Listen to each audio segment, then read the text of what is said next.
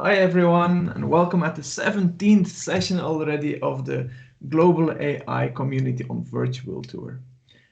Let me say also welcome to my co-host Willem, who's back from a break. Hi Willem. Hey, how are you doing? Hope you're doing well, not too tired yet. Yeah, it's getting to me, but I'm fired up and ready for the next session. Deep learning has always been a hobby of mine and also love it in my work. So I'm curious what's going to happen Yeah, next. me too. So for this session, we have Alexander Slotte, who's a Microsoft MVP. He's managing consultant and .NET expert at Excella. Well, he speaks at a lot of conferences. We see NDC London, ProgNet, Big Data Europe, Beer City Code, Music City Tech. Quite some interesting conferences. And Alexander, maybe you can tell us what the topic is you will discuss with us today. Absolutely. Hey guys, nice to be here. Yeah, today we'll really dive into kind of deep learning in the .NET community and the .NET space using the open source tool MMotherNet. I'm personally really passionate about this tool and I speak a lot about it, and we'll see some cool things today, I hope. All right, looks cool. Something different than writing deep neural networks in Python. So platform is yours. All right, thank you. So welcome everyone. Glad to have you on this talk today. As mentioned, we're going to really dive into deep neural networks today in the .NET. We will touch on a lot of cool stuff, so kind of just bear with me, and we'll definitely go into some demos and code as well. But as previously mentioned, I'm currently based out of Washington, D.C. As you can hear on my accent, I am from Sweden originally. I've been here for about 3-4 years. I run a meetup here in DC called the DC. So if you're ever in the area, definitely stop by.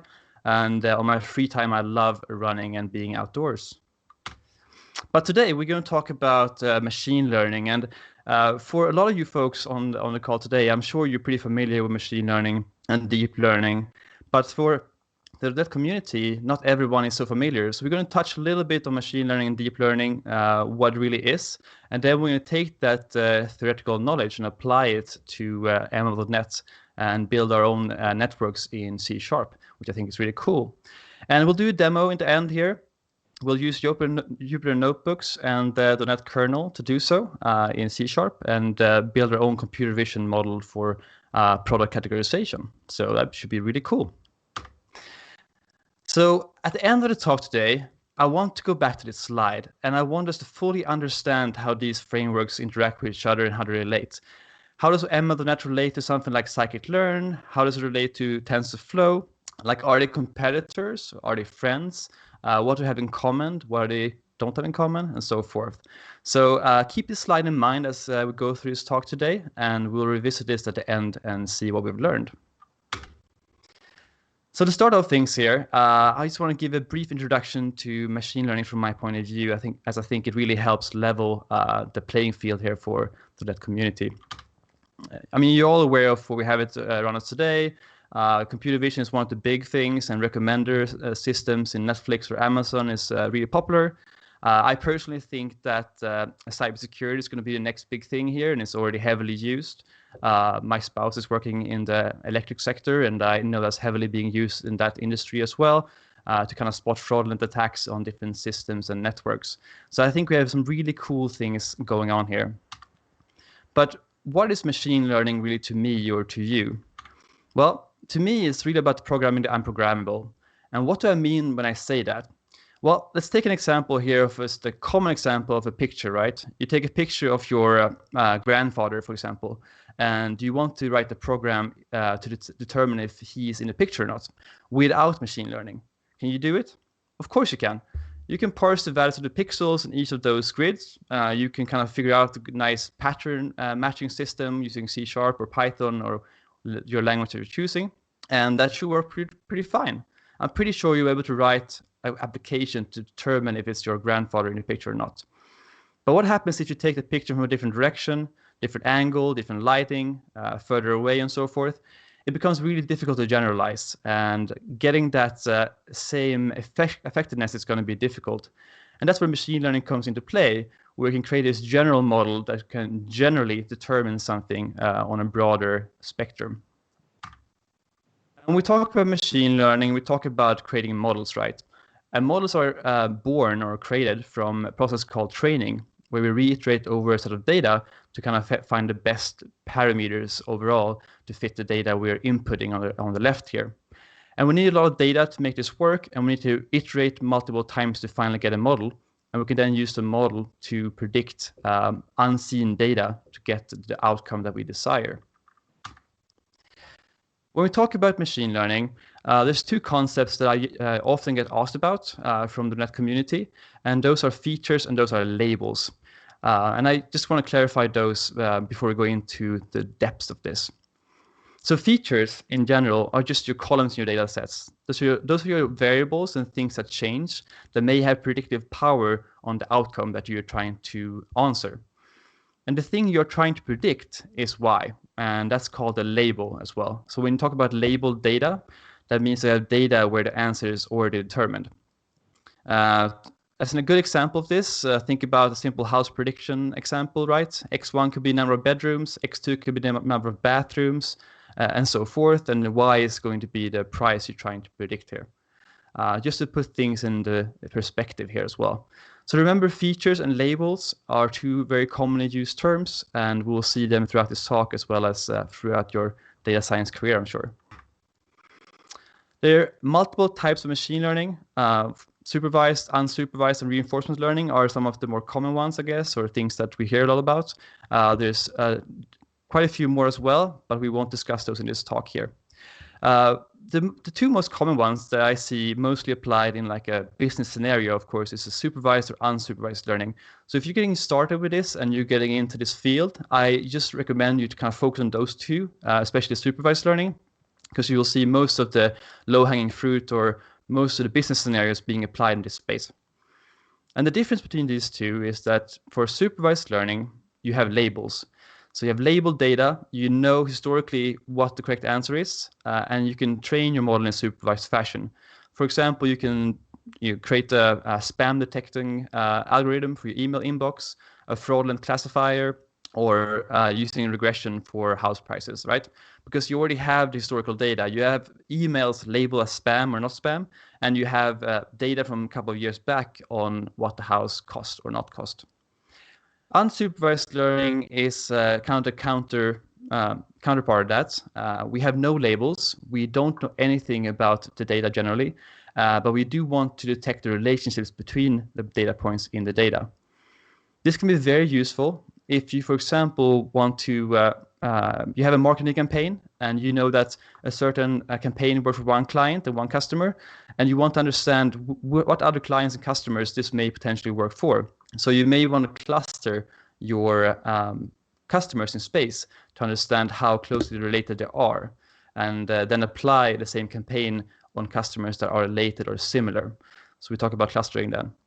Or principal component analysis to kind of boil down a multidimensional space into just 2 or 3 dimensions that you can visualize. All right, so that was machine learning. So what is deep learning? Well, the machine learning exists under the kind of AI umbrella, and the AI umbrella consists of a lot more things than just machine learning, but machine learning is a strong pillar, of course, of that. Deep learning, on the other hand, is a pillar of machine learning, and I generally tend to call deep learning being machine learning on steroids. It's just kind of really getting into depths and taking away some of those things, such as feature engineering from us to make it a little more simpler. And you can have a lot of strengths, and you can get a lot of things done with deep learning that are not possible with just machine learning by itself, and vice versa, honestly. There's a lot of scenarios where you don't need to use deep learning, and simple decision trees in machine learning works as well. But when we talk about deep learning, we generally talk about deep neural networks, right? That's what you hear all the time, deep neural networks. And what are they? They can sound very daunting for many, and especially for software engineers, developers as myself. I started off as a .NET developer.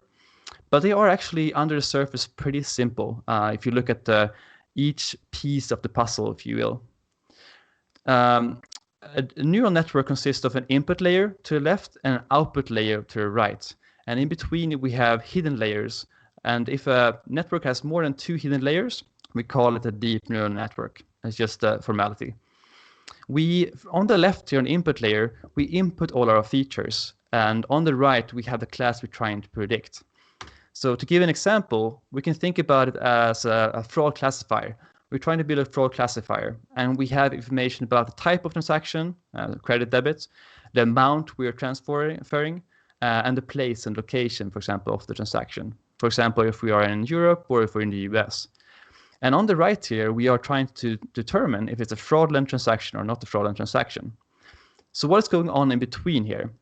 Well, we have something called weights and we have something called biases. And the weights and biases are things that are applied to each signal in the network as it goes through. And when we train the network, what we actually do is we adjust those weights and biases in an automatic fashion called backpropagation to make sure that our input data fits our expected output closer and closer.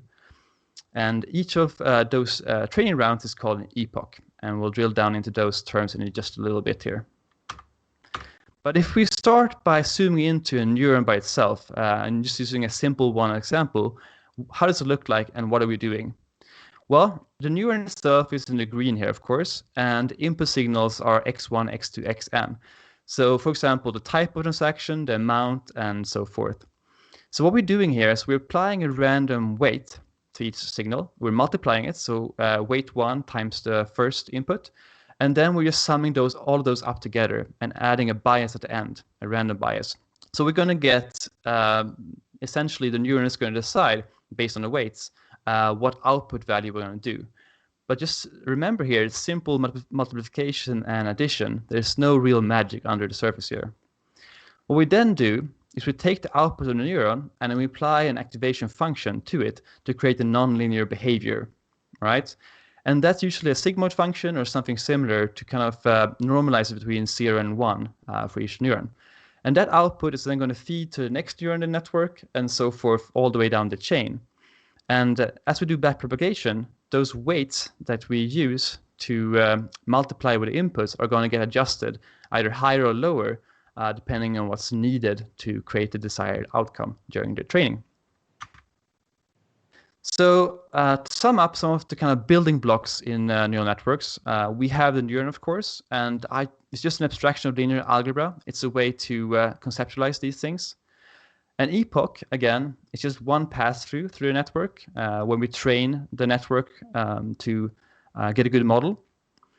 The weights and biases is kind of where we store the knowledge. It's not necessarily the memory, but it's the way we adjust the network to fit our data. So those are the ones getting adjusted during the backpropagation step.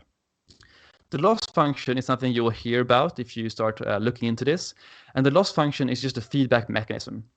So imagine that we are training a fraud classifier, we're passing in some data, and we're getting an answer saying, hey, this is a fraudulent transaction with 60% probability, right? But actually it was a non-fraudulent transaction. So the loss function can help us calculate how far away from the desired result we were. And that feedback can then be used in a backpropagation step to adjust our weights and biases to get a more accurate result. The optimizers in this network is how much we are going to adjust the weights and biases. Are we going to be very jerky? So we're going to just like, oh, this was wrong. Let's just change everything at a whim a lot. Or are we going to be a little bit more tailored here and change it slowly? And you will usually hear things like gradient descent being mentioned when you talk about optimizers. And activators, again, are just functions to normalize the output of the neuron between 0 and 1. All right. So switching over from the kind of the discussion about what network is and how it's built up, let's talk more about what kinds of networks we have. And before we even dive into this, know there are a lot of networks, and we're not going to touch on every of them, but we are going to touch on some of the more common ones. The first one that you've already seen is something called a multi-layer perceptron. It's the most simple one, and it's a feed-forward, fully connected network, which means that the input is going from the left to the right without any interruption, and each neuron in the network is connected to its corresponding neuron downstream. Okay. It can be used for multiple tasks. You can kind of build your own structures here, add what kind of layers you want to, add the number of neurons in each layer, It's kind of up to you, but it's a good way to get started with deep neural networks. We can then move into something more complicated, and one of those more complicated ones is something called a recurrent neural network, or an RNN. And you usually hear those being mentioned when we talk about Google Translate or speech to text or something with time series data. So the kind of cool thing when it comes to recurrent neural networks, and this is a very high schematic, but I just want to illustrate the difference here, is that we have not only a feed forward capabilities, but we also have feed backward capabilities, if you will. So the neuron downstream in the chain is also feeding back its output to the previous neuron of the chain, right? So why is that important, and why is that useful? Well, think about an English grammar or the language of your choice, right? You normally can't translate the whole sentence until you have finished hearing the whole sentence, because the end may actually affect the beginning, right? It's a time series data in some sense. So we do need to store the previous kind of output or whatever we learned from that previous part of the sentence, so we can apply that when we're actually finishing reading the sentence and are ready to translate the whole thing. So that's why we need a kind of long short-term memory, as you'll see in RNNs. But for now, just remember RNNs are used for time series data, such as translations or something like that. So if we switch gears here and look at the last type of network here, a CNN, or convolutional neural network, this is what we're going to dive in today during our demo session. So I'll spend a little bit more time talking about this. But to the right here, sorry, in the slide here, we do see what we're currently used to. We see that fully connected neural network with multiple layers, and to the far right here, you see the class we're predicting. So car, truck, van, bicycle, and you have it, right? But we have this huge part here that's called feature learning with pooling layers and convolutional layers of things. So why do we have that, and why is that important in a CNN? Well, if you think about it, what is a picture made up of, right? It's made up of pixels, and each pixel has a value. And within that picture, we also have multiple color channels. So we have usually 3 color channels, right? And all of that adds up to a lot of pixels. And the higher resolution we have of the picture, the more features we have, if we treat each pixel as a feature, which we will. So it quickly explodes in number of features we have as an input layer.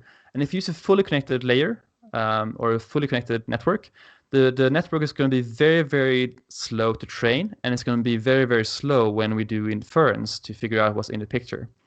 So instead, we have these layers before that acts as filters and amplifiers in some ways, and it goes over the picture with a little grid system, and it picks out all of the most important features of the picture. So for example, you can think about detecting a face, and we'll get the contours of my face, for example, or my eyes. And okay, that's really important. That's probably going to be very, have some kind of predictability, right? But maybe we don't really care about my skin right here because it looks exactly the same as the skin on the left side. So what we do here is we're using a grid system to downsample the image to a lot less features. And those less features that are more important in some ways are then sent into a fully connected layer that we can use for prediction. Cool. So I hope I haven't lost you so far. It's a lot of theory, I know. One of the more important topics when we talk about deep neural networks is transfer learning, though, because it all sounds very complicated, right? We talk about activators and optimizers and different kinds of networks, and it can be overwhelming very easily. Do I, for example, have to create my own networks, my own layers, choose my own optimizers, and all those things? Answer is yes, you can definitely do that. And a lot of people do, especially for more of advanced things, but you don't have to by any means. There are something called transfer learning out there that can be used to kind of leverage and bridge that gap. And transfer learning is all about taking an existing network that has been trained and unfreezing some of the layers and training it on your specific task. And I usually, when I talk about this, I usually have an analogy saying that if I have never met your friends, I don't know that this is John or this is Anna or someone else, right? I just know they're a person because I know I can detect persons. I'm good at that. But if you tell me that this is John and this is Anna and those are your friends, the next time I'll meet them, I'll hopefully remember that because you have taught me this information. So I can take myself as a general task and make myself much more specific for a specific given problem. And that is transfer learning. So what that means is we need a lot less data, because we don't need data for every person in the world anymore for people detection. And it takes a lot less time with a lot less resources to get an accurate model. So it's super useful for a lot of problems in the world today. And as we'll see, there's some excellent networks for CNNs from Google and Microsoft and other companies that you can use as you please, more or less, and especially in MMotherNet. All right. So MMotherNet, let's switch over to that a bit. What is it? I've spoken a lot about deep learning and machine learning, and I think I set the foundation well here for people to understand some of the concepts we'll show today. But what is MMotherNet? Well, MMotherNet is a machine learning library for net developers, and something I got started with about 2 years ago when it was released at MS Build 2018. And it's open source, it's cross-platform. You can go to the GitHub page and contribute, put up issues or PRs if you want to. You could run it on Linux, iOS, Windows, whatever you want to. But the cool thing here is that you can deploy your model as part of an Azure function in Azure. You can integrate it as part of your ASP.NET Core application, right? Or as part of your desktop app. So you don't need to, you can definitely deploy it as a, to a Kubernetes cluster or as a Docker container, but you don't have to. You can just integrate this into your net application today completely seamlessly. And you can call your prediction functions as a function with your input data and get a response directly. You don't need any cloud connectivity, so this can be completely offline. And you can train your models to be exactly what you need it to be for your specific business case. So they're custom machine learning models as opposed to cognitive services that are more off-the-shelf models. I know they're working on RMM support, so hopefully in the near future, we'll probably also be able to use it offline on Xamarin on your mobile phones, which I think would be really, really cool and a game changer together with like Blazor or something like that. It has a really cool functionality called AutoML. You'll see that in Azure Machine Learning as well, and other parts of the Microsoft ecosystem and Google and so forth, of course. But it's a great way to get started, to kind of get your own model to begin with. It will create your model, but also the code it used to train a model with. So you can adjust different things in that code yourself and kind of apply your own knowledge to that to get a better model if you want to. As we'll see today, it supports transfer learning as of fall 2019. And currently we can mostly apply computer vision here. And I think this is something that will rapidly be developed as we go forward. Something really cool as well is that it supports, Jupyter Notebooks. So Jupyter Notebooks is kind of at the heart of data science, right? You'll see them a lot at presentations. You see them a lot in different blog posts. You're able to run C# code, honestly, in a Python notebook. And a Python notebook is something we will definitely explore in just a little bit here. But it allows us to really get that data exploration capabilities that we haven't had before we got that support. So when we build a model in MMotherNet, what we do is that we start with loading the data into memory. And usually the data can come from a SQL database or a CSV file or something else, or just a stream as well of data if you can't have it all in memory. And you load it into something called an iData view. And on the iData view, you can then apply transformations. And you do that by just appending a method chain on top of your data to, for example, remove nulls and clean up any missing data, transform strings to numeric values, or all those kind of things, right? But you just append methods in C#, which I think is really cool using the ML context. Once you have your kind of data processing pipeline in place, you call fit and you pass in the data you want to train the model on, and that will create your machine learning model in memory. And you can then use different kind of evaluators that you have available with your test data and get some metrics on the model and see how good it is. And you can, of course, apply different things such as cross-validation as well if you have a smaller data set. But once your model is good and you're happy with it, what you do then is call a save method, and you get that model on disk. And if you're familiar with the Python world, you will have a pickle file. But in MMotherNet, what you will end up having is a zip file. And you can then load that zip file into your application where you want to use it with maybe 2 or 3 lines of code to create a prediction engine. And you can use that on incoming data to get your predictions. So pretty simple. So before we jump into the demo, what kind of types of deep learning can we do in MMotherNet? Well, there's 2 kinds. The first one is image classification. So predicting if it's a sunflower in the image or a potato or something like that, right? And the way we can do that is using transfer learning by leveraging existing network from different providers. We can also use Onyx, and I know there was a talk early, last night from me, I guess, about Onyx by Ron. And we can actually use Onyx, which is Open Neural Network Exchange, to load an existing model into memory for MMotherNet for predictions.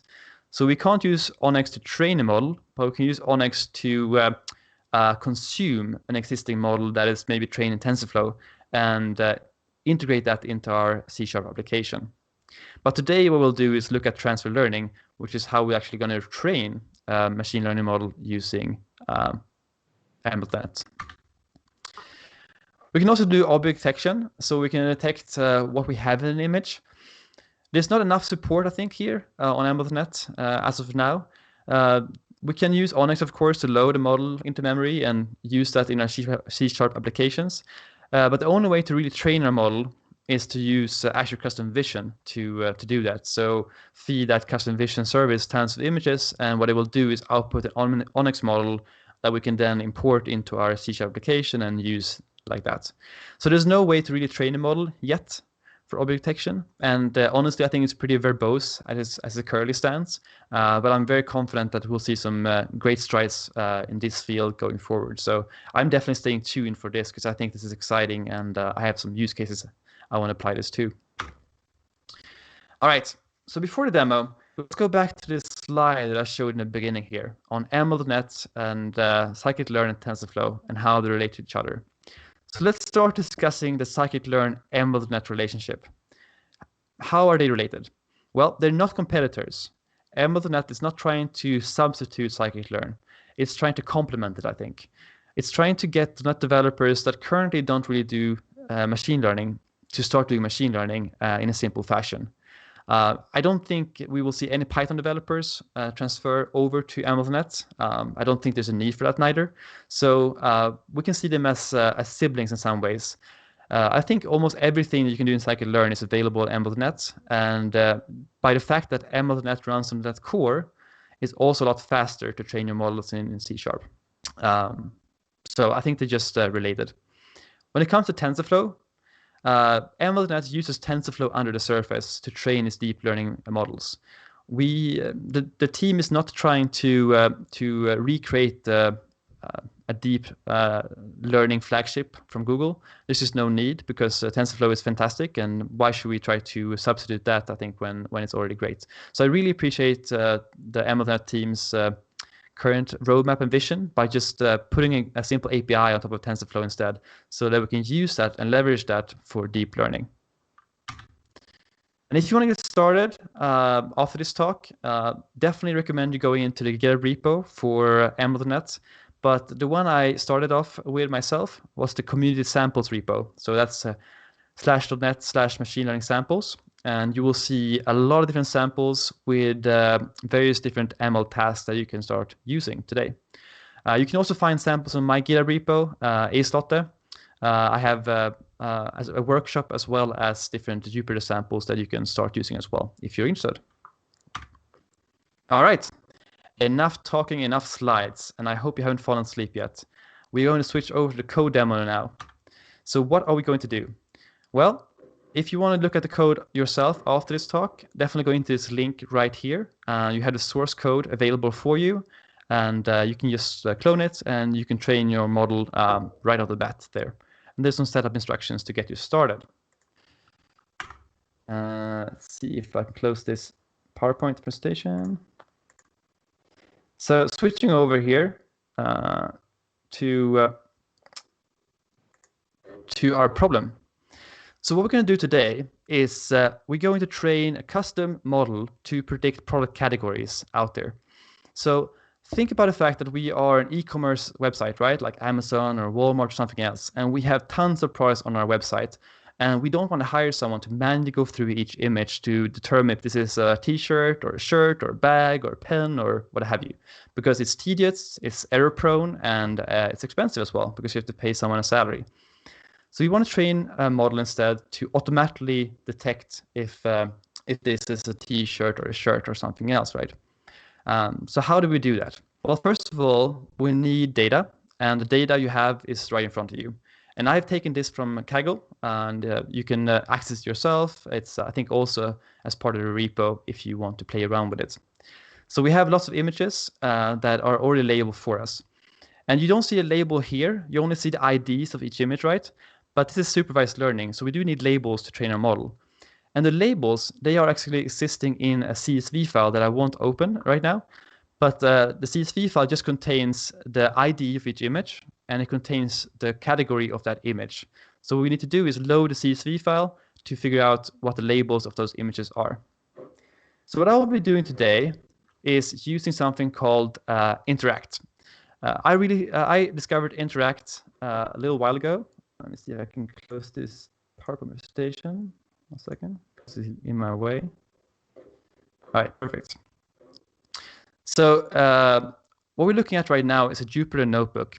And the Jupyter notebook is hosted in Interact. And you can download it yourself. It's just a kind of desktop application for Jupyter notebooks. But if you want to just use Jupyter notebooks with like an Anaconda distribution, you can do that too. It's perfectly fine. All you need to do is install the C# kernel. It's called, I think, .NET Interactive right now. It's super useful. And it allows you to have these cells. So you can have a cell for text, like Markdown, and you can have a cell for code, like this right here. And we can leverage the C# kernel here to execute code that we want to do. So again, we go into determine product categories. And the first thing we want to do is import our dependencies. And MMotherNet is a NuGet package. So what we're going to do here is import MMotherNet like this from NuGet. And the way we do that in Jupyter Notebook is by the #R sign right here. And that allows this Jupyter Notebook and this .NET kernel to figure out that, hey, I want a dependency, go fetch this from the NuGet repo. And you also see that we need other packages for vision and image analytics. But the one that I always get surprised of is this one right here. We are actually importing a distribution of TensorFlow. And remember, we're doing this because we need TensorFlow under the surface for training our custom vision model here. So we're actually pulling in a distribution of TensorFlow that MMotherNet is going to use under the covers. All we need to do then is just define our using statements and kick that off. And what it will do is install our dependencies for us.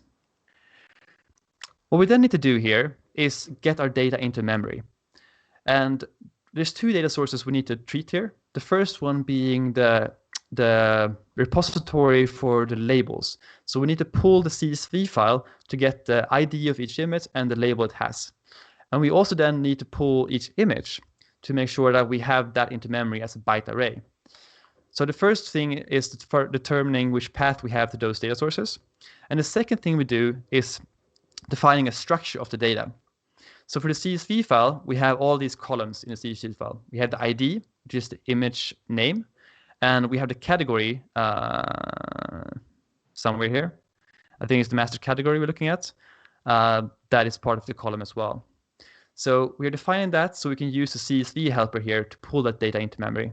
We're then going to use that data to create image data or a list of images here, right? And each of them is going to contain the path to the image based on that ID, as well as the label if it's a t-shirt or if it's a pen or something like that. So if you look at that here, we can write a simple method, which is just C#. This has nothing to do with machine learning yet, to read our CSV file using the CSV helper, get all the records as part of being an article, right? And then just project those CSVs wrote out as the label, so article type, as well as the path to that image by combining the path that we have for the images right here, plus the path to the ID here. And that will give us the image we need to load. And finally, we can call that method right here, and that's going to just get the images we have at hand.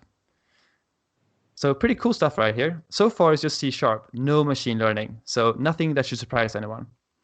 But now we go into the machine learning part here instead. What we're doing here is starting off by loading an ML context. So in MMotherNet, everything resides on an ML context. And it's not a good analogy, but I always think about the DB context, the entity framework, when I talk about this. ML context is going to be where you have all your transformations, all your algorithms, all your evaluation metrics and methods, and all those things. So you always want to create an ML context first, like this. And what you can do then is access the different catalogs, such as the data catalog right here, to load all the images from this list here into a data view. Remember, the data view was what we wanted to have in memory to be able to manipulate our data and use that for training.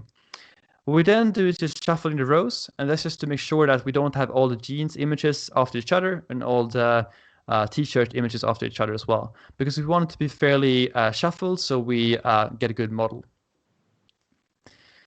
What we then need to do here is just some simple pre-processing.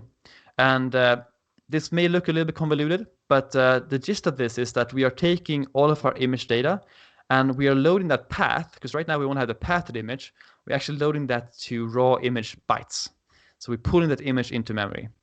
And we're also transforming our label, which is going to be a string value, right? So t-shirt jeans, to a numeric value or a key, because our machine learning model doesn't like textual values. It needs numbers to really operate well here. So far so good. We have our images in our in memory. We have them as bytes. We have them fairly cleaned up and good to go. So before we train our model, we can use some data exploration powers from the Jupyter Notebook here to get an idea of our distribution of our data. And this is something I really, really like, and I'm really happy we have this support now, because by the fact that we can use Jupyter Notebooks, we can actually pull in open source libraries such as Plotly to do plotting things like this. So we can get the label column of our shuffled data set like this, and we can just plot the histogram and just dump it to our console like this. And it's really cool because we can interact with it, and we can see here that we have majority of shirts here, 521 shirts, and the rest are backpacks and socks and jeans and so forth. And the real data set has a more even distribution, but I'm using a smaller one for purposes of demonstration here. And in general, what you want to do when you train a multi-class classification like this is you want to have an even distribution of classes to make sure your model has a chance of really learning the data well. For example, right now, we probably will have a tendency to predict shirts on a lot of things because the model is going to be trained on the fact that there's a majority of shirts out there in the wild. So not perfect. But I do really like the exploration capabilities we have here. So this is something I give thumbs up for. So once we have that and we have an idea of our data, what we then need to do is split our data into a test set and a training set. And this is just done so we can save about 80 or 90% of our data to train our model on, and then 10% of it or so to test the accuracy of our model after we're done, to make sure that we actually use unseen data to just compare and get metrics on how good our model really is. So we do that pretty simply here. We use the train test split method here on the framework, and that does it for us automatically. And what we'll end up getting here is just properties for each of those. We can have those as separate properties. You can, of course, override this method to provide your own splits. So if you want a larger split or a smaller split, that's completely up to you. So then we'll get here to the meat of this talk. This cell is kind of the heart of transfer learning and deep learning in MMotherNet. This is really where everything happens. So let's spend some time looking at this. What are we doing? Well, what we're doing here is saying we want multi-class classification and we want to use an algorithm for image classification to train our data. That's what we're doing right here. And we are supplying options to our training phase here on how this is going to be done. So let's look at the options.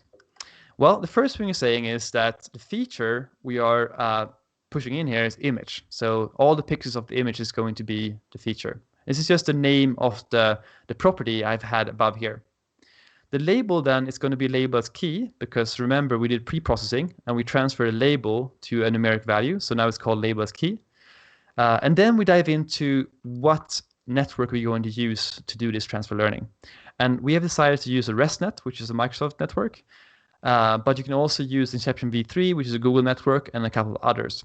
But by doing this, what we're saying is, please download this network from online. which is going to be maybe 100 megs, and then unfreeze some of the layers that are so specific, and retrain them on my data, and then freeze those layers with those new weights and biases. That is essentially what we're saying. But for our purposes, please use the existing architecture of ResNet to do that. And there's differences between ResNet and Inception v3. For example, one is slower inference than the other, and you may get better predictions on one than the other, and so forth. So this is really like trial and error. You may want to try different networks to get to the final model here. We're then defining some other things here that you don't, I mean, you do need to define epochs, so number of training rounds. So how many times do I want to pass all my data through the network and adjust our weights and biases? But you don't need to define things like batch size and learning rate, which are just overrides for our purposes. But for example, learning rate here is when we do that backpropagation step for our gradient descent, how much should I adjust my weights and biases after each step? What is my descent rate, more or less, or learning rate? The greater this rate is, the more you're going to bounce back and forth, and maybe you won't hit that minimum. The smaller this rate is, the longer it's going to take to train your model to get an accurate model. So it's a little bit of trial and error here. I generally find that the default value is pretty good. So if you don't want to play around with this, just go with the default value. We then pass in the test set as a validation set, and this is going to make sure that TensorFlow is going to output the accuracy after each epoch for us to use. Once we have that, we just call the fit method here on our pipeline. So we have created a training pipeline right here, and we pass in a training set. And what it's going to do here, it's going to start TensorFlow under the surface. And it's going to just do transfer learning with TensorFlow, as you may see in Python and other library. And we'll get the same output here as you would in TensorFlow. And the first thing it's doing is just loading all the images into memory, and those bytes, right, and kind of processing those images. But then we get here to the end, we actually do the real training. And remember, we had 5 epochs, so we're going to have 5 different training rounds. So epoch 1 here, right, or 0. The first one we get 99% accuracy, and we get a cross entropy of this value. And remember, we want this cross entropy to be as low as possible. And fortunately for us, we see that our accuracy is improving for each epoch, and we see our cross entropy decreasing as well. So that gives us a better and better model at the end. And at the end here, we freeze 2 variables, and we are good to go. So we have created our model. So when we have a model, what we can do then is just use the test data one more time to make predictions. And we can do that by transforming our test set to both have the prediction, but also the score. So for example, I think this is as a t-shirt, I think it's 60% probability. So the score is that probability, right? And by having that probability and those predictions, we can use an evaluation metric, evaluation method already on a framework to get our metrics. So for example, right here, you'll be able to get things like F1 score and accuracy and those kind of things. But for our purposes, what I really want to show off is the confusion matrix. Because when it comes to multi-classification, confusion matrix is very, very useful to determine how your model is getting things confused. So again, we can use xplot or plotly here to just dump our true values. So remember, a confusion matrix is made up of the actual predictions and the true values. And we can dump that to Heatmap. And we'll get something like this, which I think is just beautiful. So we want everything to be on the diagonal. That's like ideal model, because that means that we have predicted all 18 of the belts in the test data set are actually belts. We haven't confused a single belt. And all of the ties are also perfectly predicted, and we have no confusion whatsoever on this category. But you can see here that we do have a confusion here between socks and jeans. And that is the thing that makes this model not being 100% accurate. Because if we didn't have anything on apart from the diagonal, we would have a completely accurate model. So I don't know why socks and jeans are so difficult to distinguish. I find it very easy to do that, but this model can't distinguish between that perfectly. And ways we can address this is by data augmentation or other things, or more images to hopefully get a better model. Or just change the network type and those kind of things as well. So finally, when you're happy with the model, and this is going to be an iterative process, what you then do is call model.save, and you pass in the train model from memory, and also the name of the model yourself, and that will save it to zip file to disk. And you can then get this zip file and you can load it into memory for whatever application you want to. And you can make predictions on real data. So pretty cool stuff. So with that, I think I'm on time, which is perfect. I want to thank you for joining me so far, and I hope you got some good things out of this talk.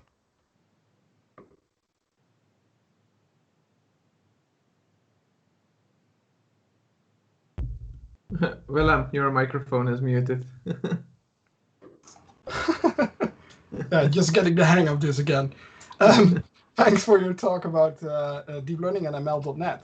We have a couple of questions from the audience. Okay. So there's someone trying to build a deep learning model that actually has a hybrid kind of data. So they're wondering whether you could build a hybrid model that handles time series data like sound and images at the same time. Is that possible at all in ML.NET and deep learning? I don't think so. And I think generally when you want that kind of scenario, I would probably create two different models, right? And kind of chain them together instead and have one specific for sound and then one specific for images instead. You can handle sound in MMotherNet, but you do need to hack it a little bit. So for example, I have a repo actually with a sound classifier out there where I take each sound wave file and I transform it to its Fourier transform. And then I do image classification on the sound itself. But there's currently no way to really make a deep learning model on just the sound file itself in MMotherNet. But hopefully that's going to be on a roadmap. Okay, cool. So right now it's mainly targeted at working with images, right? Yes, exactly. Yeah. Computer vision is the first thing I think they started with. Yeah. And also another question that people asked is, so you've built this notebook in C#. Is it available anywhere on GitHub or some other place that people can download it and try it themselves? Yep, it's right here. So maybe a little bit small to see here, but on my repo, on my GitHub page, it's the MLNet-Jupyter repo, and it contains different kinds here. So we have examples of data view, both for different scenarios, but image classification is the one I showed today here. And it also contains the setup instructions here on how to get your .NET kernel up and running. Oh, great, cool. So it's I've shared it completely with the end-to-end. public group chat. Yeah, definitely. Cool.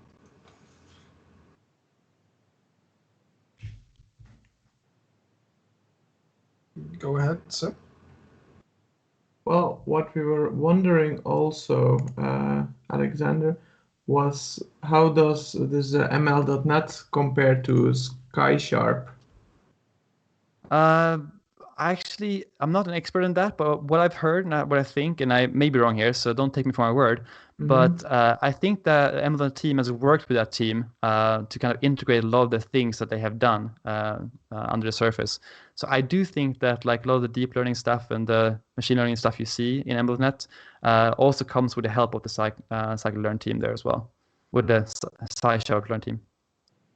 But I may be wrong here, but that's kind of what I remember hearing at least. Okay, we have another question, quite an interesting one. How can I build a deep network that extracts car plate numbers from live video feeds? Oh, that's a great one. Good question. I mean, I think that would be a pretty advanced application, I think, using MMotherNet. I definitely think it's possible, though, but eventually what you would need to do is use object detection for that, right? To detect the license plate in the picture. So you couldn't necessarily, I think, train it currently with MMotherNet because, again, we can't do object detection training, but you could do that using Azure Computer Vision to train, first of all, a model to detect those license plates and parse them. And then you could export as an Onyx model, and you can import an MMotherNet to have your own application. For example, you may want to push that to an Azure function in the cloud and then feed those images or those frames of the video, right, through some kind of system or real-time stream. All right, cool. Thank you. Cool. So one last question then. If we continue this line of thinking from using another service to actually build a model and then loading that as an Onyx file into ML.NET, would you say that it's at this point more practical to build something in TensorFlow or using the custom computer vision and then use that in ML.NET? So, that's a in other words, question. ask your data scientist to fix it. That's basically. Yeah, I love the question. It's a great question.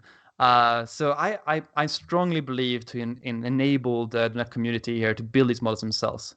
Yes, definitely, you can ask existing data scientists to create this in scikit-learn or TensorFlow and export it and just import it here. It's completely fine.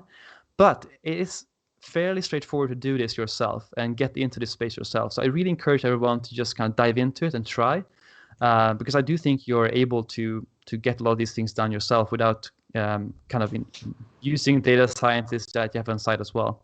When it comes to like image classification, I personally think it's easier to use this framework than TensorFlow to get the good image classifier for transfer learning. But again, when it comes to object detection and other deep learning tasks, I don't think this network is mature enough yet for those things. And I would probably use TensorFlow for that. Okay. Oh, that's good to know. Cool. Sammy, do we have any other questions from the audience, or are we not at the to moment? go? So I think we can start with a new break. But stay tuned. We have a very interesting talk after this, and we're going to rewrite the Game of Thrones ending. So are we going to even make it read the better, or are books. we going to make it worse? Wow. Stay tuned to know what's happening. See you in a bit. See ya. Thank you, guys.